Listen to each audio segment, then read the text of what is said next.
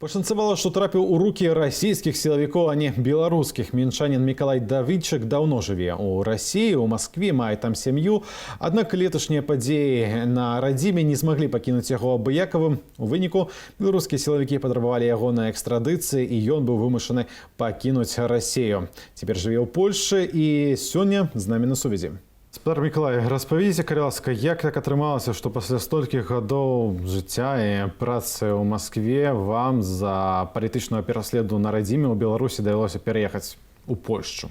Получается, в 2020 году как раз у нас наступил карантин. В отличие от Беларуси, в России был довольно жесткий карантин. И в это время я просто, так как было много свободного времени, начал изучать, что происходит в моей стране более близко.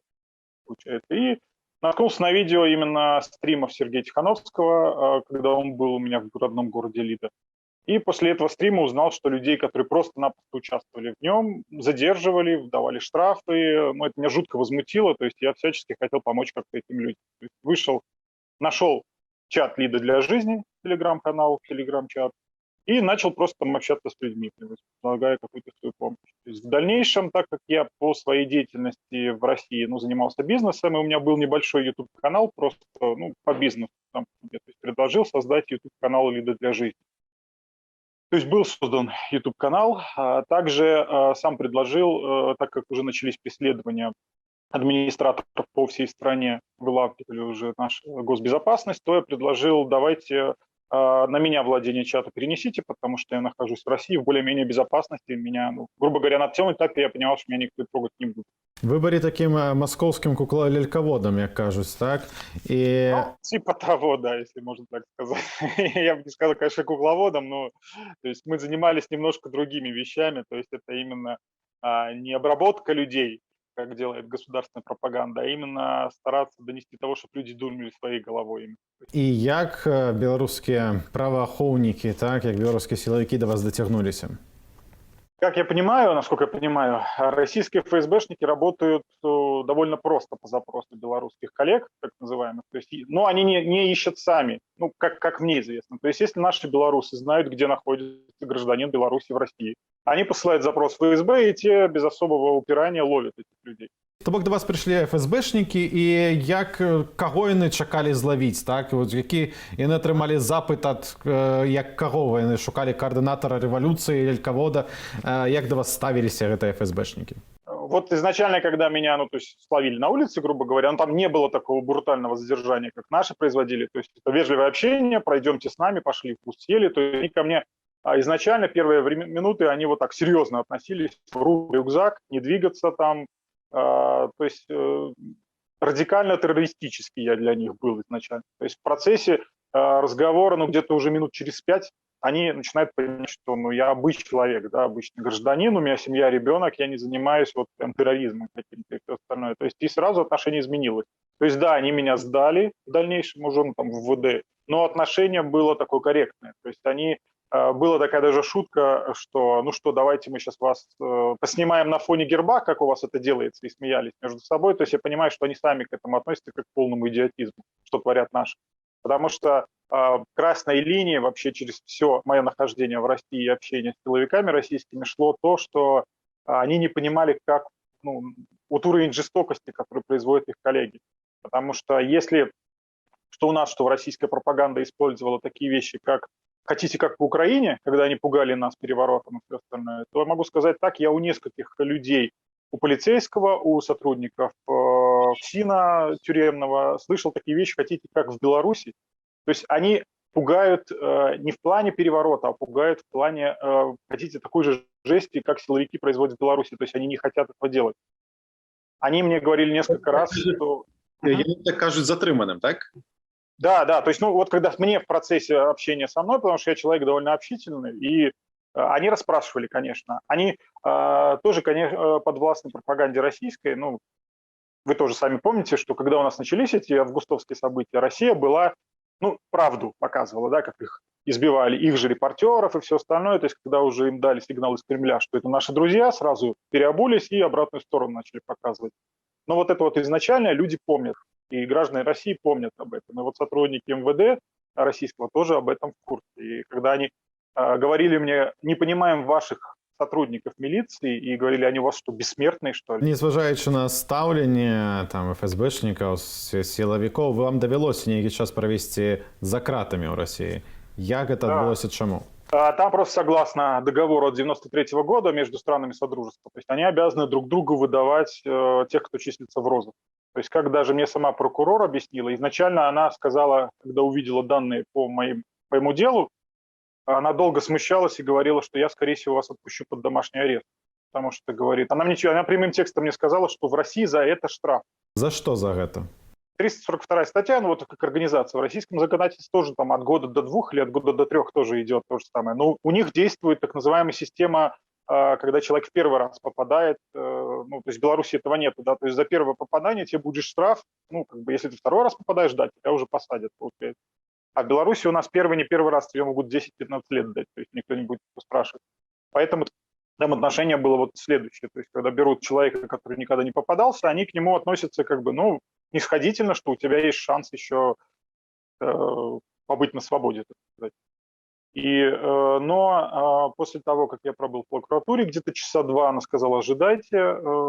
После этого пришел сотрудник полиции, сказал, что по запросу прокуратуры Беларуси коллеги ей сообщили, что только задержание, отпускать ни в коем случае нельзя. Ну и меня сразу повезли в ВВС в тот же день.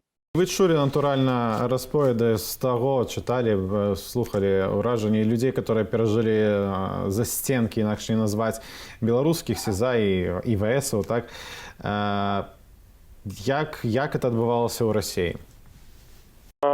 Я готовился, конечно, читал все эти новости, какая дичь происходит в белорусских тюрьмах, это ведро вместо туалета, это отсутствие матрасов и все остальное. То есть я готовился к этому. И даже когда я попал в первый ВВС московский, увидел, лежит матрас, мне выдают одноразовое белье. Ну, все такое, как белорусских, я не знаю, туб-диспансер какой-то, да, какой-нибудь находится. И я тогда спросил даже у местных, кто там был уже, такие матерые зэки, я говорю, а СИЗО страшнее, чем здесь? Они говорят, да нет, ты что, говорит, здесь очень плохо, в СИЗО это вообще шоколад. То есть и когда попал уже в СИЗО, то есть это вот, ну, банально даже сравнение с нашими, это отдельный туалет, отдельная комната, унитаз там есть, соответственно, это белье меняется еженедельно душ, каждый день прогулки. Ну, еда, понятное дело, это не санаторий, но в любом случае, как бы, кормят и все остальное. И отношения это самое главное, что сами сотрудники ФСИН, в каждой камере есть видеокамера, на каждом сотруднике есть видеокамера. Им не то, что запрещено трогать заключенных, они даже матом особо не могут кричать на заключенных. Гэтая справа, незважаючы на то, што гэтая справа далёка не пайшла па каардынацыі пратэстаў, так, вы все-таки былі вымушаныя так з'ехаць з Расіі? Я скажу так, что когда меня освободили, ну, меня, понятное дело, очень-очень это огромное спасибо. Очень много людей помогало, это и диаспоры с разных стран, белорусов. То есть я, честно говоря... Даруйте, колькі вы провели за кратами? 1,5 месяца. Получается, 17 марта меня забрали, 28-го сначала освободили, потом еще на сутки был задержан, 29 апреля окончательно я вышел на свободу. Ну, мне штраф только сказали, 5000 рублей российских оплатить, который был сразу погашен, и все, меня отпустили. То есть, когда я вышел, ну, понятное дело, очень много людей, которые мне звонили, кто-то поздравлял, но были отдельные люди, которые, у них есть так называемые связные среди силовиков в Беларуси, в среде госбезопасности. То есть мне сообщили таким образом, что тебе надо срочно уезжать оттуда, потому что с тебя не слезут. Ну, это было прямым текстом, как бы мне смешно. Тем не менее, вы съехали, теперь вы у Европейском связи, в Польше. Какие планы теперь? Вы будете ці ви ввогуле маєте ще які сувязі з людьми, которые были в чате? Что вы собираетесь делать?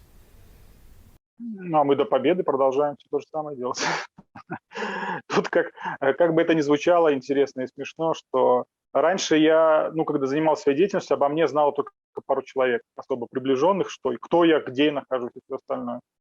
То есть, ну, после того, как обо мне сообщили и сами сделали так, что вот он есть, да, я сейчас понимаю, что на родину мне путь закрыт. Пока мы режим не уберем, то есть все, как и многие люди, которые хотели бы вернуться к себе на родину. Потому что я хоть и столько лет, 19 лет жил в России, у меня всегда было желание вернуться назад в родную Беларусь.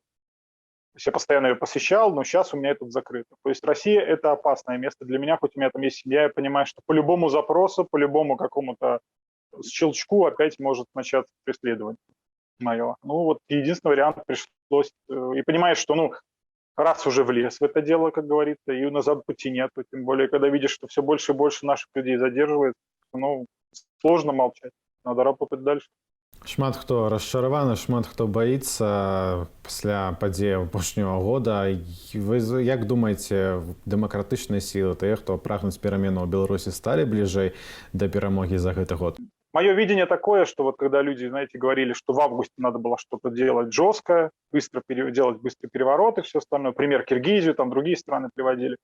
Как бы даже ужасно не звучало, но мое мнение, что все в неком роде течет так, как оно должно было быть вот в тот момент. Потому что за этот год действительно концлагерь, который я сейчас по-другому не могу назвать нашу страну, черное стало черным, белое стало белым, получается. Потому что если бы в августе это все быстро случилось, мы бы не узнали о судьях, мы бы не узнали о милиции определенных людей, мы бы не узнали о вот этих директорах на заводах, фабриках, которые сейчас силком таскают всех рабочих. То есть так как вот это время очень долго прошло, все вылезло на поверхность. Сапраўды, у найбольшай цемраве найлепш бачныя людзі, которые трымаюцца з стараны добра. Дзякуй вам вялікі за размову.